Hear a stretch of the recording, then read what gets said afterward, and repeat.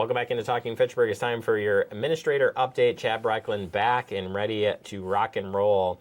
A lot of stuff happening, even though it's like that transition time out of winter. Although if you looked outside today, this day has been kind of snowy. It's more like winter than it's a transition. It's not sticking, though. Right, so that's good. In my opinion. I would agree, too. I'm done. You get into March, you're done with it. That's For sure. People may have noticed this month the Water Tower D. We've been talking a little bit about it. It was finally assembled here in the last week, and boy, is that a sight to see, let me tell you. It's quite the production. I mean, I have obviously not really paid that close of attention to a water tower ever being constructed, and quite honestly, for all I can recall, maybe they were all constructed, the ones we previously had when I started employment with the city years ago. But this has been very interesting to see how it's assembled on site, and now it's obviously been erected on site. And for all the folks who live in that area, or Highway 14 is right there. There's tens of thousands of cars that roll by on Highway 14 every day. To be able to watch that progression, I would guess, has been pretty interesting. I think the folks that are the welders that are up there that were catching these items as they're coming down, I cannot imagine looking at this big thing coming down on you, but incredible work nevertheless. You can't miss it. And coming up now, I mean, obviously some more manufacturing work in there, but then the painting of it. So it'll be the first tower with the new logo. The new logo. It's been around a while, which again tells us how long it's been since we've actually built a water tower. Right. That since the city, and I want to say it's been at least 10 years that we've had this logo, if I recall correctly. You haven't put up a water tower or repainted one in that time. No. So, yeah. That's pretty cool. The work anticipated to be complete by September, but when does it actually go online? Yeah, it's my understanding there still needs to be an actual well and well house built right there. So that'll obviously take some time as well. So from engineering, I believe they're anticipating that water tower and the associated improvements, if you will, to the overall water system that water tower implementation will bring will happen next year in 2027. All right. Well, when the painting happens, we'll bring you coverage of the painting, because that'll be another sight to see, because you can't say you see that very often either. Nope. So sticking with Uptown, a lot of development happening in Uptown, i.e. water tower needed in that area. But just what are some of the projects going on in there currently? Yeah, so right now there are two main projects in Uptown. Just most recently, I think I was through there over the weekend, and you can now see the steel beams that have been erected for the UW Health LifePoint Rehabilitation Hospital in one of the lots, and then the lot immediately next to that rehabilitation hospital is another apartment building project by Avante Properties. They're more or less a master developer of that particular area.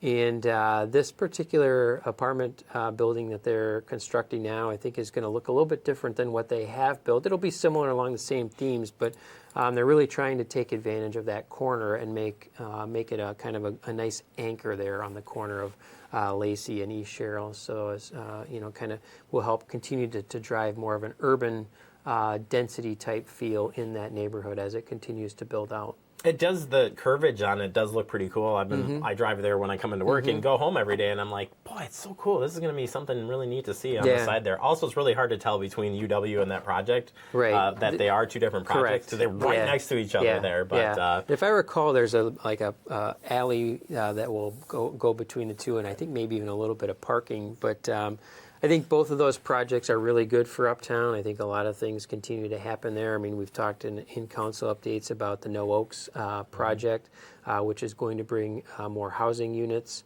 to that area just north of Lacey Road there in the Uptown neighborhood. So lots of things are happening there, a lot of activity, generally speaking, on the east side of Fitchburg. And that doesn't mean there isn't things happening elsewhere either, but there definitely is quite a few things happening on the east side of town. All right. Well, we'll keep you updated on of those items. And sticking in this theme, the comprehensive plan is coming up. That process going to be kicking off here. The update to that plan is coming up. Where are we at in that process before we get kicked off? So we're statutorily required to have a comprehensive land use plan, which the city does, and we have to update it at least every 10 years. And in some situations, like where we're in now, it makes sense to update it a bit sooner in certain situations. So I think the last update was about 6 years or so ago for the comprehensive land use plan. And the city put out requests for proposals, and the deadline period to submit those proposals has just recently passed. So city staff will be reviewing those proposals, and coupled along with this comprehensive land use plan update will be a zoning code update. So it's quite likely that one proposal could be submitted that will guide the city through the process of updating both the comprehensive land use plan and our zoning code. So I would anticipate that there'll be a contract with a selected consulting firm coming forward within the next month or two, and then the process will begin shortly thereafter. And of course, there'll be plenty of opportunities for public engagement and input on the process. Yeah, we will have lots of information coming up here on where you can participate in that plan. And that's really important to participate as well, so we want to hear from you on that. And then from the fire district, joint district work that's going on, you got proposals in for that as well. Yeah. As we've, I think, talked about on the show before, we are exploring the creation of a joint fire and EMS district with the Village of Oregon.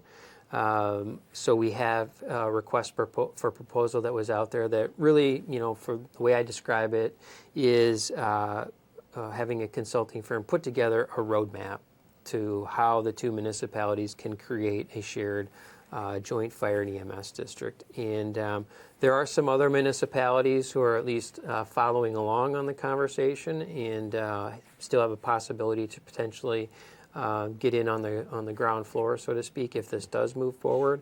And we'll see where things go, but we'll be taking a look at those proposals that were submitted as well. And again, I would anticipate a contract with a selected consultant moving forward for Common Council approval in the next month or so. All right, we'll keep you updated. And then you did have at our last committee of the whole meeting a collaborative discussion with the Village of Oregon, kind of coming together to talk about future growth between the two areas in a specific area of the two village and municipality. Yeah. So most people probably know, but some people may not know or recognize that Fitchburg itself is 35, 36 square miles. And our southeastern border our southern border, kind of in our southeastern corner, does actually meet up with the Village of Oregon's northern border. And if you're familiar with the Village of Oregon, basically right where you come in, there's a McDonald's, a cemetery, and a couple other businesses there right on North Main Street. So this is the general area that we're talking about. And there's about 300 acres there. Over the last 25, 30 years, the two municipalities have engaged in similar conversations, but it never really materialized to the point of where a project came to fruition. So as we've talked about, both municipalities hired Capital Area Regional Planning Commission to come in and facilitate some conversations with property owners, the village board, and the city common council. And Jason Valerius, the executive director of Capital Area Regional Planning Commission, just did a presentation at the end of February in a joint meeting, as you mentioned, that was hosted by the Village of Oregon at their public library. And we learned what the findings of those conversations were. And I think the key takeaway from it is that Jason did not see any obstacles that appeared insurmountable at this point in the conversation. And I would encourage folks to go out and watch that video of that meeting. You and your team did a great job in heading down to the public library there. And beautiful library. Yeah, it's a really nice facility for sure. And capturing that meeting for both communities. And next steps, it seems as though what we'll continue to do is engage the services of Jason and Capital Area Regional Planning Commission to continue this conversation and most likely begin to work on trying to come up with an intergovernmental agreement between the two municipalities that is comfortable for both the City Council and the Village Board. And does that happen like right away, or is it? I mean, you can't really timeline it too much, but you keep the conversations kind of going, or how's that? Yeah, there's a lot of moving parts to this, because we'll have to work out some things like how does development happen? What sorts of things need to be met in order for development to be approved? Is it just the city that approves development? Does Oregon want any say in it? We need to have Oregon water and sewer coming to serve that area. Fitchburg doesn't have service for that area, and for instance, will the Village of Oregon perhaps do the snow plowing there as part of an agreement? And if so, what's the cost sharing that may need to happen on all that? So there's a lot of things that would have to be, we'll have to try to think through and work out as we come up with this intergovernmental agreement, but that'll obviously be an opportunity for the two respective boards and councils to take a look at that when something is drafted and see if it's something they want to continue with and actually commit to. We'll also take a look at this area for future development through the comprehensive land use plan that we had just talked about as well. So those would be the first two steps in the process, and then assuming that things continue to progress, there would be a neighborhood plan developed for that area. And then, after that neighborhood plan was done and that urban service area was expanded through the appropriate legal actions or administrative actions, somebody could potentially begin development there if it, met what the two communities were looking for.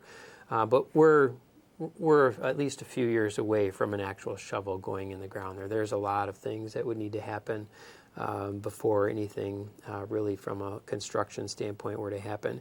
I will add that the Department of Corrections is adding a new juvenile corrections facility in that general vicinity that is likely going to have water and sewer service coming from the Village of Oregon as well. And then, of course, the Oregon School District has purchased a fair amount of land in that general vicinity, or in that vicinity as well. And the school district is planning for a facility at some point in the 2030s. So there's certainly some reasons for the two municipalities to work together and potentially do some collaboratively planned development in that vicinity. Well, like I said, as I say it we'll keep you up to date as the process moves forward, but appreciate the breakdown. And I said the video is available out there. You can check that Cal meeting out. And again, we appreciate your time as always. Thank you.